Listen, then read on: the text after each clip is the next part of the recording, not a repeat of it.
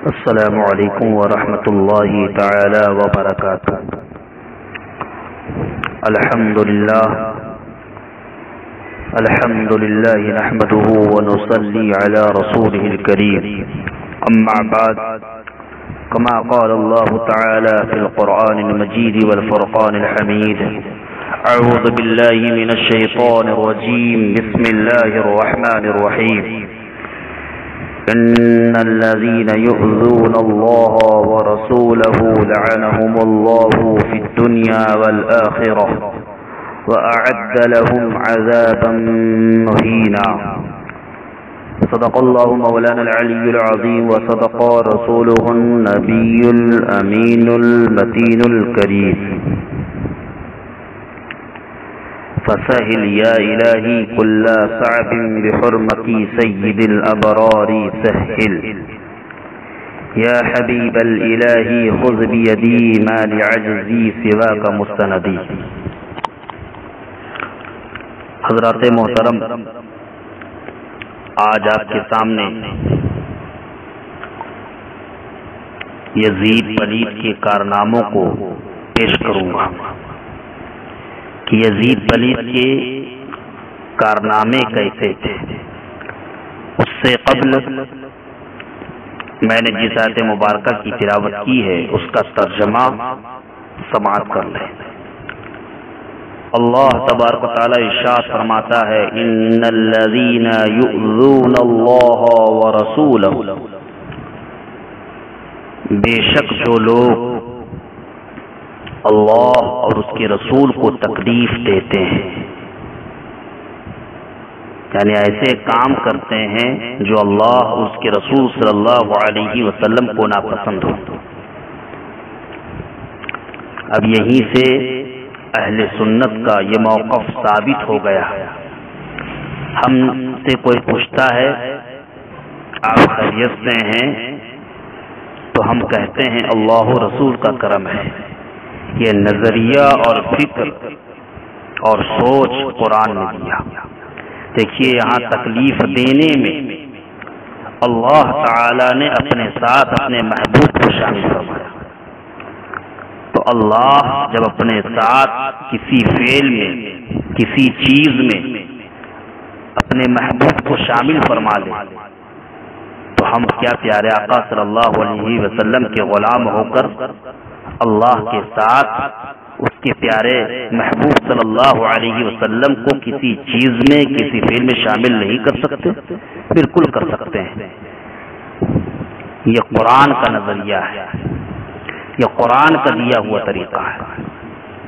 تو اللہ فرماتا ہے: ان الذین یؤذون اللہ ورسولہ، بے شک جو اللہ اور اس کے رسول کو تکلیف دیتے ہیں، یعنی ایسے کام کرتے ہیں جو اللہ اور اس کے رسول کو ناپسند ہے، لعنہم اللہ فی الدنیا والآخرہ، ایسے لوگوں پر اللہ دنیا اور آخرت میں لعنت فرماتا ہے۔ وأعد لهم عذابا مہینا، اور ایسے لوگوں کے لیے اللہ نے دردناک عذاب تیار کر رکھا ہے۔ یہ ترجمہ ہے۔ اب یزید کے کارنامے ایسے ہیں جس نے سیدنا امام حسین رضی اللہ تعالیٰ عنہ کو شہید کروایا، اور شہید کروا کر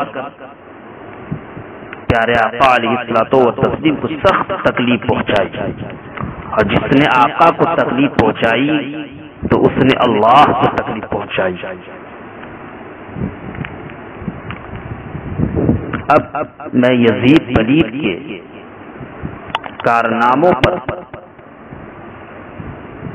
نظر ڈالتا ہوں۔ یزید پلید کے کارنامے میں آپ کے سامنے پیش کرتا ہوں۔ یزید پلید وہ ہے جس نے محارم، یعنی وہ رشتہ دار جن سے نکاح حرام ہے، ان سے نکاح اور سود وغیرہ کو علانیہ رواج دیا۔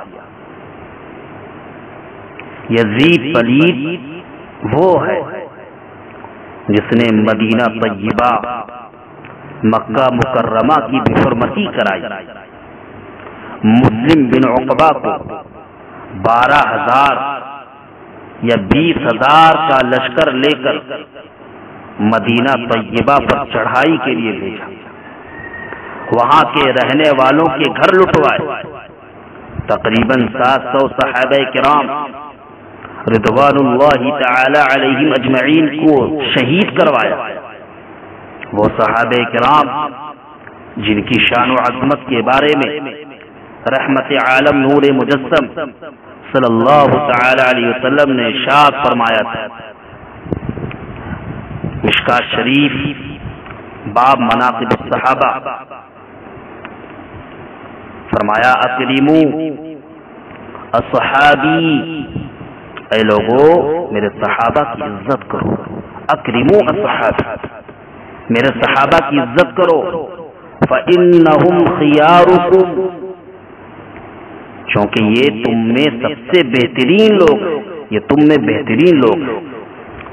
اور مزید فرمایا مسلم شریف کتاب فضائل الصحابہ میں یہ حدیث ہے، فرمایا خیر امت القرن الذین یلونی، فرمایا میری امت میں سب سے بہتر میرے زمانے والے ہیں، یعنی صحابہ کرام رضوان اللہ تعالی علیہم اجمعین۔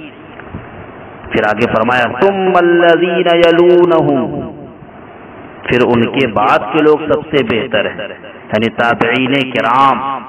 پھر آگے فرمایا ثم الذین یلونہم، پھر ان کے بعد کے لوگ ہیں، یعنی تبع تابعین رضوان اللہ تعالی علیہم اجمعین۔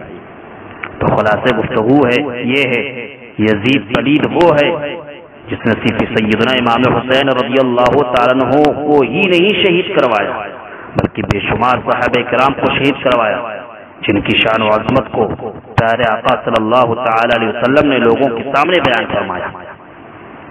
یزید پلید وہ ہے کہ جس کے تعلق سے الصواعق المحرقہ میں ہے کہ جس نے مسجد نبوی میں گھوڑے بنوائے، 3 دن تک مسجد نبوی میں لوگ نماز سے مشرف نہ ہو سکے، صرف حضرت سعید بن مسیب رضی اللہ تعالی عنہ دیوانے بن کر وہاں موجود رہے۔ حضرت عبداللہ بن حنظلہ رضی اللہ عنہما نے فرمایا کہ یزیدیوں کی بری حرکتیں اس حد تک پہنچی کہ ہمیں اندیشہ ہونے لگا کہ ان کی بدکاریوں کی وجہ سے کہیں آسمان سے پتھر نہ برس پڑے۔ سوانح کربلا میں ہے کہ یزید پلید وہ ہے کہ جس نے کعبہ مقدسہ پر پتھروں کی بارش کروائی، جس سے حرم شریف کا صحن پتھروں سے بھر گیا اور مسجد حرام کی ستون کھمبے ٹوٹ پڑے، کعبہ مقدسہ کئی دن تک بے لباس رہا اور وہاں کے باشندے سخت مصیبت میں مبتلا رہے۔ یزید پلید وہ ہے کہ جس کے جو شرابی تھا، گانے باجے سننے کا عادی تھا، جبکہ گانے باجے سننا ناجائز، سخت حرام اور جہنم میں لے جانے والا کام ہے، جس کے بارے میں کنز العمال کی ایک حدیث میں ہے کہ جو شخص کسی گانے والی کے پاس بیٹھ کر گانا سنتا ہے، قیامت کے دن اللہ تعالی اس کے کانوں میں پگھلا ہوا سیسا انڈیلے گا۔ اور در منصور شعب الایمان کی ایک حدیث میں ہے کہ گانے باجے سے اپنے آپ کو بچاؤ۔ آقا علیہ السلام نے فرمایا گانے باجے سے اپنے آپ کو بچاؤ، کیونکہ یہ شہبت کو ابھارتے اور غیرت کو برباد کرتے ہیں، اور یہ شراب کے قائم مقام ہے، اس میں نشے کی طرح تاثیر ہے۔ تو جس کی اس قدر مذمت کی گئی، احادیث رسول صلی اللہ علیہ وسلم نے گانے باجے کہ اس قدر مذمت فرمائی پیارے آقا صلی اللہ علیہ وسلم نے. لیکن یزید پلید وہ ہے جو اس کا عادی تھا. یزید پلید وہ ہے جس کے تعلق سے تاریخ کامل میں ہے کہ اس نے ابن زیاد کو کوفہ کا حاکم مقرر کیا اور اسے حکم دیا کہ مسلم بن عقیل کو جہاں پاؤ قتل کر دو یا شہر سے نکال دو. یزید پلید وہ ہے کہ جس کے تعلق سے تاریخ کامل میں ہے کہ جس کے پاس جب ابن زیاد نے حضرت مسلم بن عقیل رضی اللہ عنہ اور حانی بن عروہ کے سر کاٹ کر بھیجے تو اس نے ابن زیاد کا شکریہ ادا کیا. یزید پلید وہ ہے کہ جس کے تعلق سے سید المحققین سید شاہ تراب الحق قادری علیہ الرحمہ اپنی کتاب شہادت امام حسین میں تحریر کرتے ہیں کہ شیخ جس کے بارے میں شیخ عبد المحدث دہلوی رحمۃ اللہ تعالی علیہ فرماتے ہیں کہ اس بدبخت نے جو کارہائے بد سر انجام دیے وہ اس امت میں سے کسی نے نہیں کیے.